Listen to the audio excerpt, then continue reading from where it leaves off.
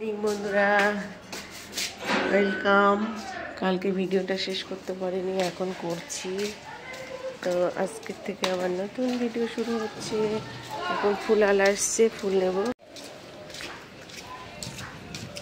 কত?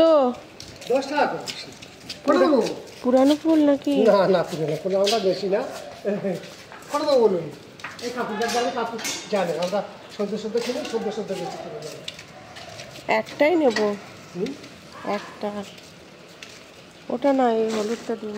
হলুদটা এখন এটা হলুদটা একটু দাম বেশি তো। কেন? একটাই একটা নেব। আস আস পাপা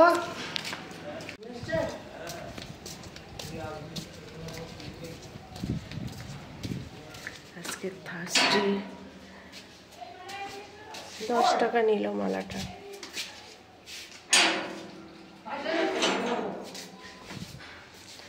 বাড়ির সামনে সব আসে, হয়ে যায়, অসুবিধা হয় না।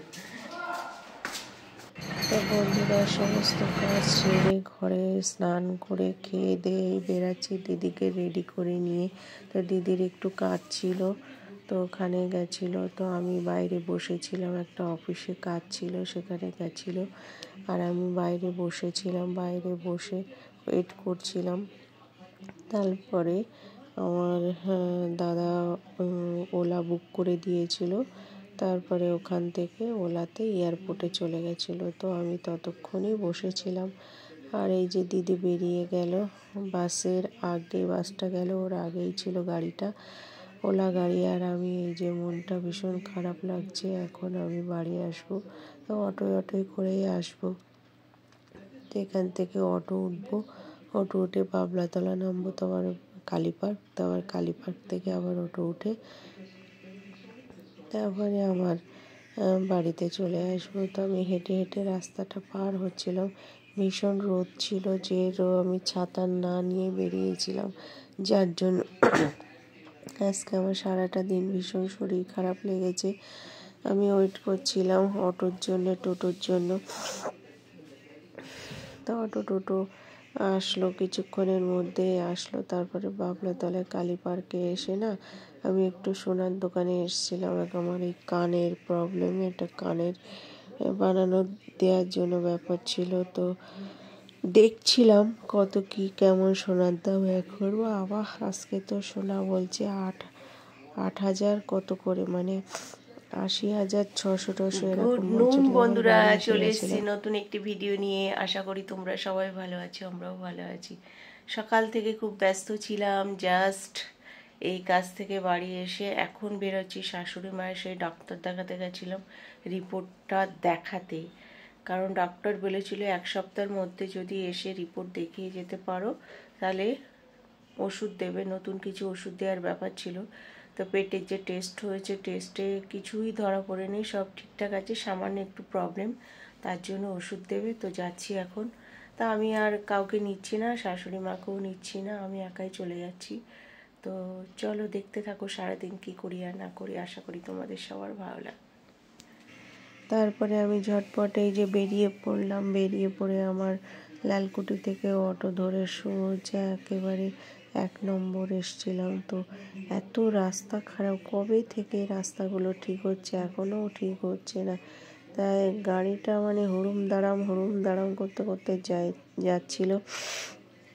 তাই তোমাদের সঙ্গে একটু শেয়ার করছিলাম যে রাস্তার পরিস্থিতি। আর এটা ছিল 1 নম্বরের কাছাকাছি। এদিকটাও রাস্তা মোটামুটি ঠিক হয়ে গেছে, বাট ওখানে তারপরে আবার 1 নম্বর থেকে আমি বাসে করে সোজা 2 নম্বর নেমে এই যে ডাক্তারবাবুর গলিতে ঢুকে গেছিলাম।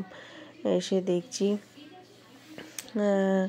আগের দিন তো আমি মা আর ওই দাদাটা এসেছিলাম, অসুবিধা হয়নি। আজকে এসে দেখি বাবার ডাক্তারখানা বন্ধ। এই ফ্ল্যাটের উপরেই থাকে ডাক্তারবাবুরা, আর এই ওনার চেম্বার সমস্ত হসপিটালেই বসে, 4 নকে, উমাতে, তারপরে এদিকে বিভিন্ন মানে 10খানা মানে এই চত্বরে যতগুলো ভালো ভালো হসপিটাল আছে সব জায়গায় উনি বসেন। ডাক্তার মৌনক দত্ত বলে নাম। বাপরে বাপ, কি ভিড়, কি ভিড়, কি ভিড়! সে এসছি 2:45 সময়, আর এখন যাচ্ছি তোমার 5টা। এতক্ষণ দাঁড়িয়ে দাঁড়িয়ে দাঁড়িয়ে দাঁড়িয়ে আমি প্রথম ছিলাম বলে আমাকে ছেড়েছে, বুঝেছো? প্রচুর লু, এক ফোঁটা জায়গা নেই।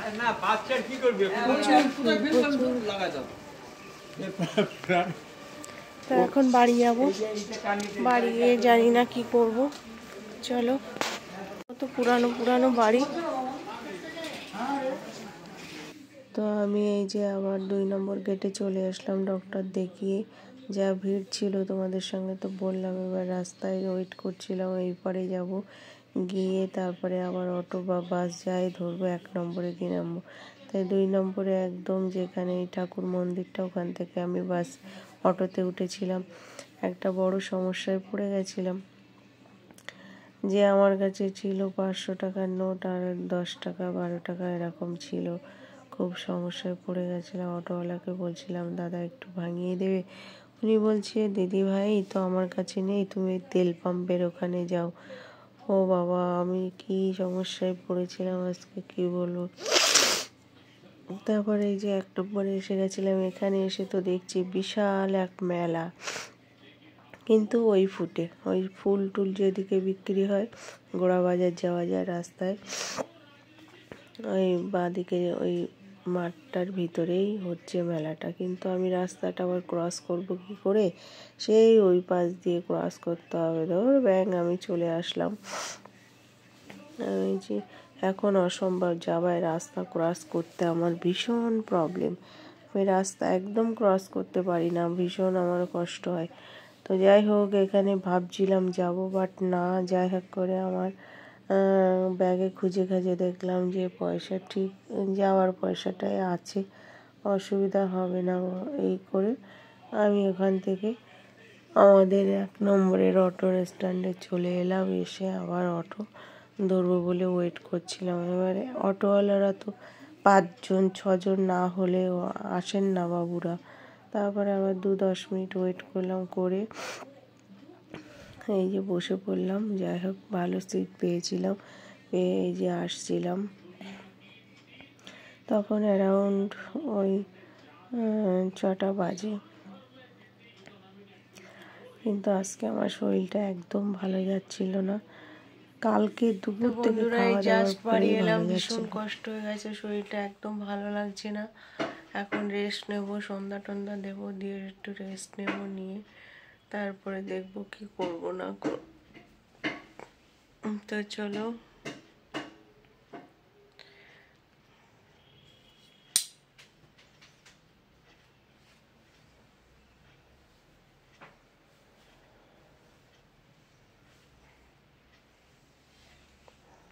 তো বন্ধুরা ঘুমিয়ে পড়েছিলাম লাইভ করে, একটু ঘুম থেকে উঠেছি, ছেলে বাড়ি এসছে, ভাত দেব।